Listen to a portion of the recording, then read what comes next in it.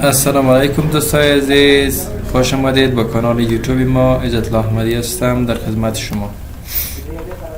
در این ویدیو میخواهم 10 تا از پرکاربردترین شرکت ها یا میانبرهای ویندوز را برای شما یادآوری کنم. امید است که مورد پسند شما از آن قرار گیرد.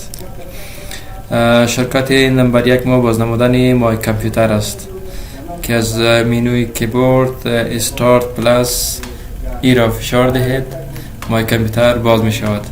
در صورتی که مای کامپیوتر باز نشد، حتما منوی کویک اکسس باز خواهد شد. از این قسمت منوی کویک اکسس به خاطر تغییر نمودن تنظیمات در قسمت ویو بروید و بعدا قسمت منوی آپشن و در این پنجره فلور آپشن که ظاهر شده در این قسمت من دیسپی سی رو انتخاب نمودم و میتونه شما کویک اکسس یا دیسپی سی رو انتخاب کنید. اگر کویک اکسس انتخاب باشد در این قسمت همان شرکت ما کویک اکسس رو باز خواهد کرد. اگر باقی مای کامپیوتر باز شد قسمت ویو بین و قسمت آپشن و از این قسمت دیسپی سی رو انتخاب کنید و حالا استارت پلاس ای چی ظاهر می شود؟ مای کامپیوتر. شرکت نمبر 2 بازنمودن منوی رن از طریق کیبورد. استارت پلاس آر را فشار دهید شود منوی رن. نمبر 3 بازنمودن تاسک منیجر از قسمت کیبورد کنترل پلاس شیفت و ای اس سی را فشار دهید.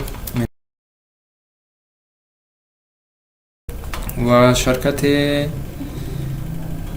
نمبر 4 لاک نمودن صفحه دسکتاپ از قسمت کیبورد استارت پلاس ال. صفحه کامپیوتر مو لاک شد. شرکت نمبر 5 بازنمودن تنظیمات کلی کامپیوتر استارت پلاس ایکس. این قسمت تمام تنظیمات کامپیوتر برای ما باز میشه. نمبر 6 استارت پلاس دی.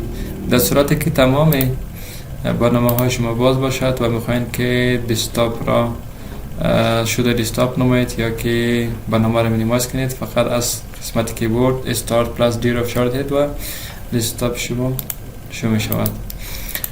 و شرکت نمبر 8 آلت پلاس تاب. در این قسمت تمام فایل های شما که باز باشد جابجا و یا که نمایش داده باشد. شرکت نمبر 9 استارت پلاس اس. در این قسمت جستجوی ویندوز ظاهر می شود با کلید استارت پلاس اس.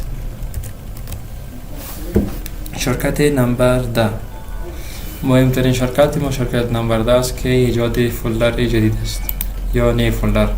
از منوی کیبورد کنترل شیفت و این فشار دهید، نی فولدر چی میشه؟ ایجاد می شود. کنترل شیفت این. تشکر از اینکه ویدیو ما را تماشا نمایید دوستان عزیز. امید که ما را حمایت نمایید و لایک و سابسکرایب از یادتان نرود. خداحافظ، موفق باشید.